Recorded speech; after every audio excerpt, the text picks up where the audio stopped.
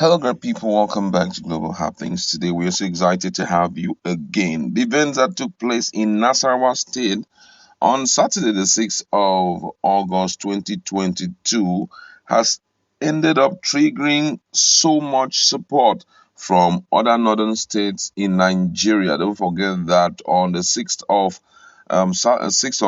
August 2022, Mammon crowd was seen on the street of Lafia, and all of them were marching in solidarity and support for President or for Peter Obi presidential ambition. And right now, another state in the northern part of the country has also sent out a strong information. And for them, they are going to shut down their own city, and they have given a very high target for Peter Obi presidential ambition in terms of the people that they will be able to mobilize to vote for Peter Obi come 2023 presidential election. We are going to be looking at that and some other development that is coming up. Now, according to the news, the presidential candidate of the Labour Party, Peter Obi, on Monday held a town hall meeting in Benin, Kebbi State, to woo voters in the state and further strengthen the campaign of Obi stroke Dati movement. The gathering, with a huge number of followers across tribes and religion, was attended by the National Secretary of Labour Party Umar Farouk Ibrahim, official of Nigerian Labour Party or Labour Congress, NLC Kebbi State, youth movements for Obi, and candidates of Labour Party and their executives.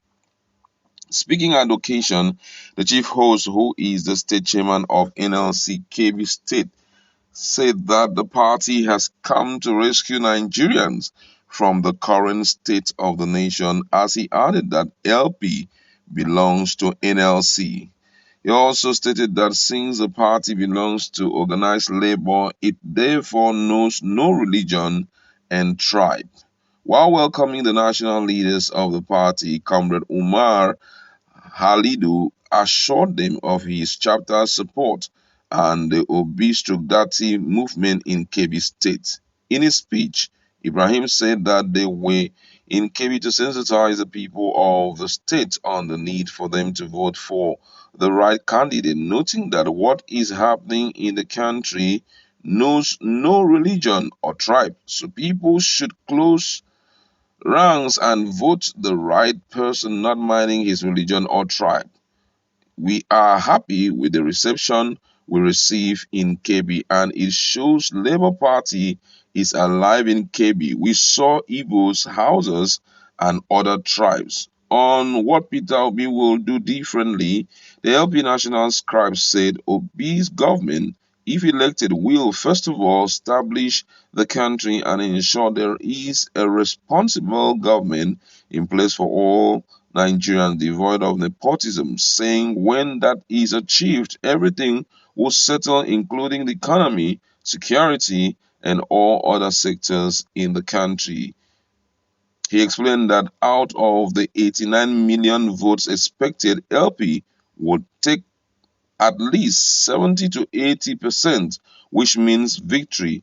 We need a country where every citizen will sleep with his eyes open, a country where every child will go to school rich or poor. Wow, this is quite interesting. And the rate at which it is sweeping across the northern part of the country is what Nigerians cannot really explain.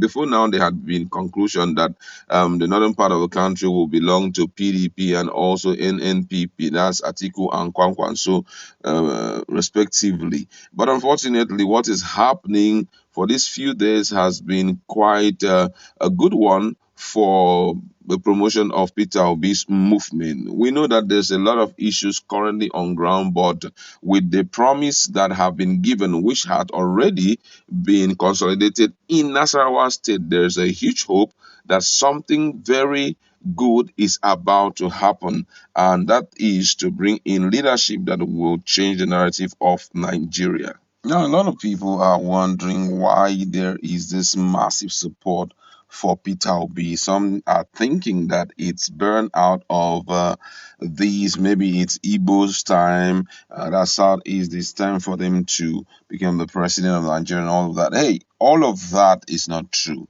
Let me be very precise here. The reason why Peter Obi is enjoying the level of support, massive support, he's enjoying, actually, all of this support originates from his good governance when he was at the state level. Politicians should learn to keep good records and manage public funds. That is very important. They should manage public funds very well for reference and verification's sake, because then the time comes, people will begin to make reference. That's the reason that we are seeing all this support. Unfortunately, it's not just coming from, the Ndibos alone. It's coming from the Hausa, it's coming from Yoruba, it's coming from all and sundry. Everybody really just love this whole stuff and they want to be a part of it. Reason being that this is the ideal person that would change the narrative of the country. Nigerians are already tired of what has been happening in the country. A lot of people are still asking so many irrelevant questions, but I believe that when we start reasoning from the perspective of where we are and the circumstances that will befall this country now that it is at the foot of the mountain, most of these questions will be answered by our own self. I just keep wondering, someone saying, if I don't vote for this person, it would another person will not roll and all of that. And I ask this question: how would you feel like employing a man of 86 years to run your company?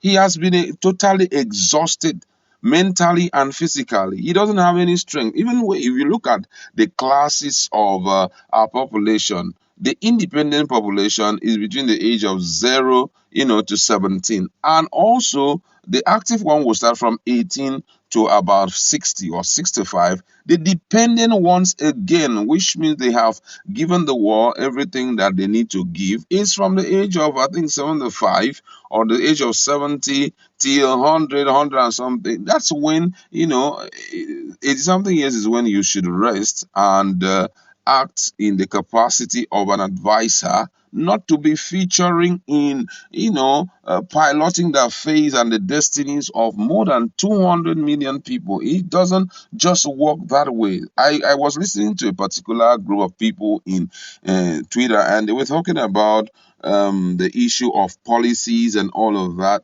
I don't have anything against Peter Obi or Atiku Abubakar.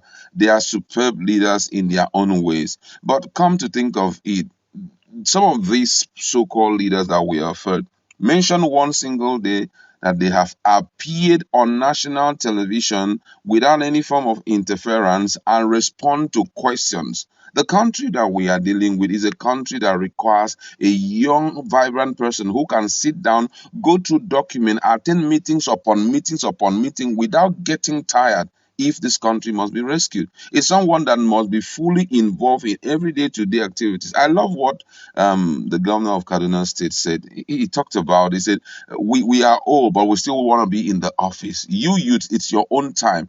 So the only way you can get us out is to drive us out of the office. Because unfortunately, just like he said some of us don't even know where to on the PC. They don't even know how to hit one key to give you what they want. They don't know how to Google and get any information from the internet. They don't even have any idea of anything going on. Give them to WhatsApp to send information. They don't know how to do it. On the Instagram, people are managing it for them. Twitter page, people are managing it for them. They give them the kind of information they feel it's okay to give to them. And because of that, the country keep doing it. We can't continue to give leadership to such people. We need someone who is a youth and who will be able to carry this country forward so that we can get to an enviable position where once again Nigeria will be among the top-notch African countries that the world will recognize. I'd like to leave it there. Go